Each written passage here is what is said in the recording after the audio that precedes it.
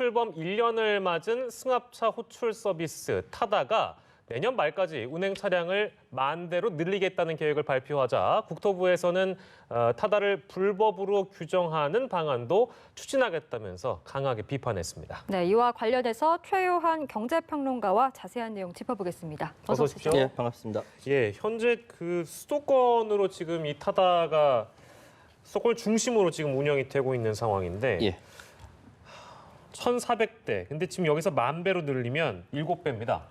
예. 지금 굉장히 많아지는 거겠죠? 그렇죠. 네네. 지금 상황이 사실은 단순히 택시업계 내부의 또는 이 모바일리티 내부의 갈등이 아니라 예. 네. 앞으로 4차 산업혁명이 오게 될 때 예. 이러한 갈등들이 요소요소에 우리 사회에 많이 나타날 것이라고 예상이 되고요. 예. 그래서 가장 먼저 나타나는 것이 이 택시업계 이것이라는 생각이 들고 이것을 어떻게 잘 승화할 것이냐, 사회적 갈등을 최소화하고 승화할 것이냐, 이것이 모델이 될 것이다라는 생각에 굉장히 중요한 문제라고 생각이 됩니다. 자, 타다 운영사 NC의 박지욱 대표가 내년 말까지 운행 차량을 10,000대로 늘리겠다. 지금 1,400대니까 8,600대를 더 늘리겠다는 이야기입니다. 예. 그래서 그리고 기사를 5만 명으로 늘리고 서비스 지역도 지금 수도권, 인천, 경기 이쪽에 있다가 이걸 더 훨씬 더 늘려서 전국으로 확대하겠다라는 이야기를 하고 있는 겁니다. 네. 예. 예. 지금 그렇게 되면 정부의 상생 방안, 지난 7월 달에 나왔던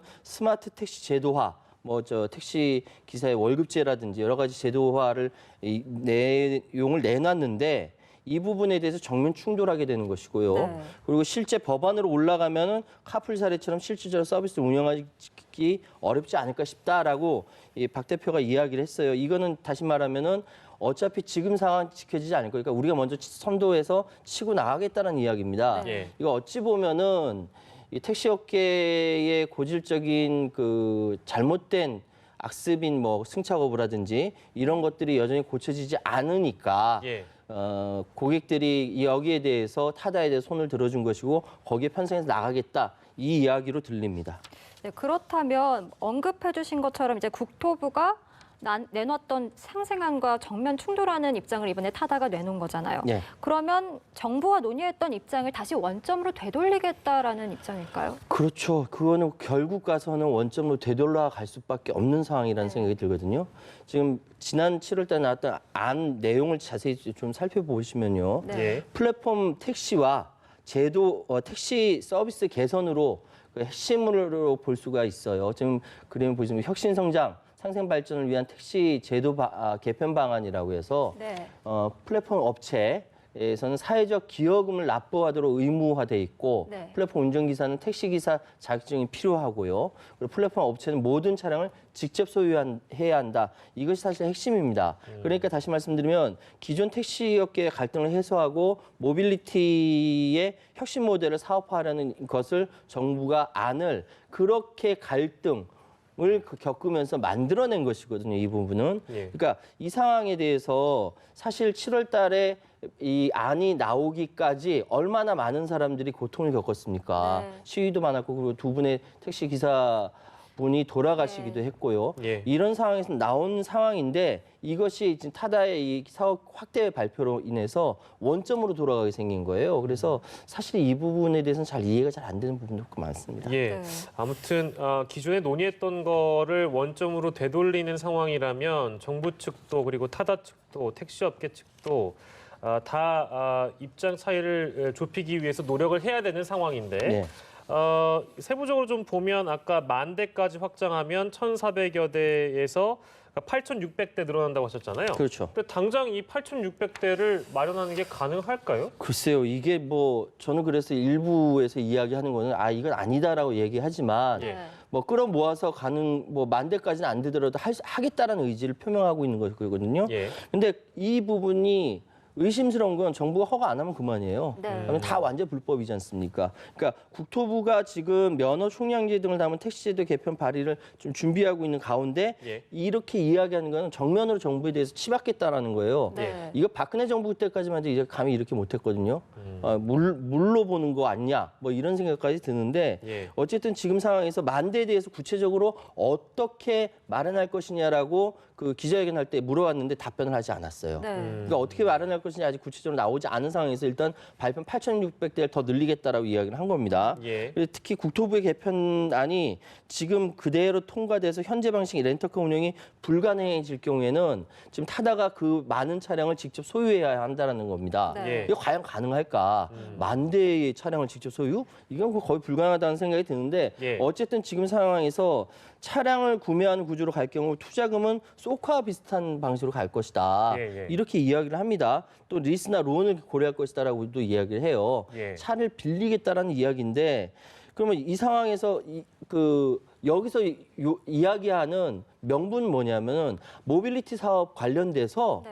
앞으로 자기들보다 더 작은 업체들도 모빌리티 사업에 뛰어들어야 되는데 예. 그 부분에 대해서 지금 법대로 하면 더 어려워진다. 예. 그러니까 이 생태계, 모빌리티 생태계를 망가지지 않도록 자기 자신들이 목소리를 내겠다라고 이야기한 겁니다. 무슨 사업체에서 운동하는 것 같다라는 생각이 들었어요. 예. 네.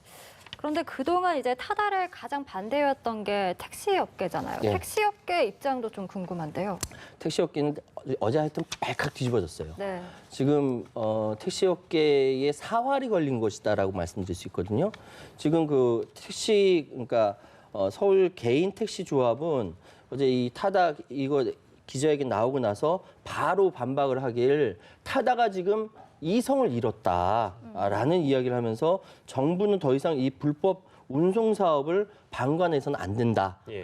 강조를 했습니다. 이제 지금 이제 택시 운영이 지난 3월에 카풀과 택시 사회적 대타협 때부터 사실 사회적 합의 자체를 지킬 생각이 없었던 거 아니냐. 당신 돈 벌라고 이렇게 이게 이제 나온 거 보니까 원래부터 뭐 의지가 없었던 것 같다라고 이야기하면서 이 뒷부분에 어떻게 더 얘기했냐면은 스스로 불법 저질러 놓고 앞으로 타다 1만 대 운영할 테니까 그 불법의 피해를 가하면 정부가 배상해야 된다. 그러니까 배짱이라는 것이죠. 이렇게 네. 비판하면서 정부는 기죽지 말고 꼭 타다의 불법을 정리해달라고까지 요청을 했습니다. 네. 그러면서 오는 23일 여의도 국회 앞에서 1만 명이 참석한 대규모 반대 집회까지 예고를 했거든요. 지금 예. 네. 예. 극단적인 선택이 안 나오리라는 법 없어요. 이게 그렇죠. 굉장히 걱정되는 부분입니다. 예, 택시업계는 기존에 얘기했던 주장을 더 넘어서 그야말로 발끈했다라는 말씀을 해주셨고 정부도 입장을 살펴보면 아주 강하게 나오고 있다면서요. 불법으로 규정하는 방안을 검토하겠다 이런 입장이네요. 그렇습니다. 이건 사실 저는 국토부 말이 맞다라는 생각이 들어요. 네. 왜냐하면 7월 달에 그렇게 어려운 상황에서 서로 대화도 안 되는 거 억지로 끌어모아서 서로 간에 이야기해서 이러한 결정이 났는데 예. 여기에서 합의가 된 것이 시행되기도 최전에 타다가 먼저 손들고 나 못해라고 이야기했으니 네. 정부로서는 이건 경고할 수밖에 없는 상황이거든요. 예. 그러니까 정부 국토부 관계자가 뭐라고 이야기했냐면 그간의 제도화 논의를 원점으로 되돌리고 네. 사회적 갈등을 재현시킬 수 있는 부적절한 조치다. 타다가 그렇게 했다. 타다의 서비스 근거가 되는 여객 자동차 운수사업법 시행령을 개정해서 예. 이 예외적인 허용 범위를 명확히 규정하는 방안을 추진할 것이다라고까지 이야기를 했어요. 네. 이 얘기가 뭐냐면은 사실 11인승 이상의 승합차는 기사도 같이 렌트할 수 있도록 예외 규정을 만들어놨거든요. 네. 왜냐면 외국에서 많은 외국인들이 왔을 때 그때의 상황이 렌트카도 필요하냐 기사도 필요하니까 예. 그 예외 규정을 만들어놨던 거예요. 근데 그 예외 규정을 타다가 소위 국토부 입장에서 악용해서 지금 운영을 하고 있는 것이다라고 보고 있는 것이거든요. 네. 그러니까 이 부분에 대해서 정부가 딱 잘라내면은 타다 운영 못 하거든요. 네. 근데 이거 여론 믿고 이게 쭉 밀고 나가는 거 아니냐 이런 생각을 할 수밖에 없는 것이죠. 네, 살짝 그 운전기사 얘기를 좀 해주셨는데 고용 문제와 관련해서도 이 타다 문제가 좀 뜨거울 것 같습니다. 타다의 운전기사들의 고용 형태 그리고 이 부분에서 어떤 점들이 문제가 되고 있어서 지금 이 부분도 화제가 되고 있나요? 사실 그 타다의 렌터카 운영, 그러니까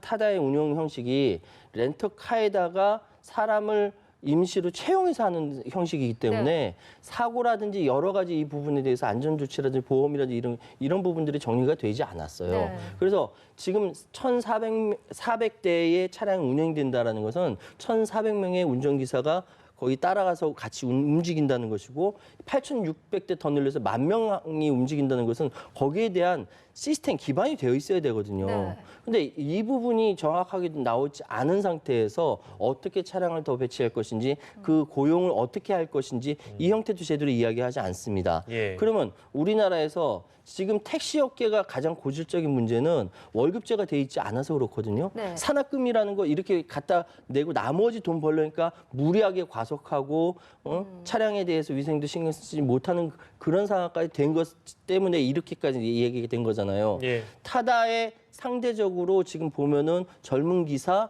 깨끗한 환경, 그러니까 사람들이 선호하는 것인데 네. 만약에 그 기사들의 고용 환경이 열악해지면은 기존 택시들이 더 커진 것밖에 안 되는 겁니다. 그래서 이 부분에 대해서 국토부도 아주 명확하게 여기서 지적을 해야 된다는 생각이 듭니다. 네. 예.